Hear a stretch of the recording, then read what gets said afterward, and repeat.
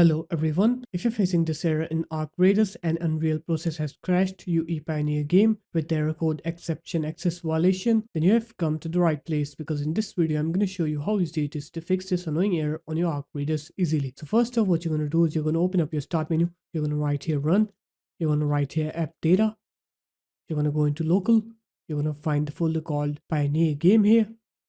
Here it is. You're going to go into saved, config, Windows client, and here you should have game user settings.ini. You're going to right click on it, click open with, and then click notepad or notepad++ if you have it. And then when you open it up, it should be looking like this. And here you need to find the text called RTX GI quality. So it should be set to dynamic and you're going to set it to static now. So just remove the text after the equal sign and then write static on there and then save the file. And after that, you're going to go ahead and play the game and you'll see that you will not get those crashes on Arc Raiders anymore. So there it is guys, that's how easy it was. If you guys found this video helpful, make sure to leave a like, comment and subscribe to the channel, and I'll see you in my next video.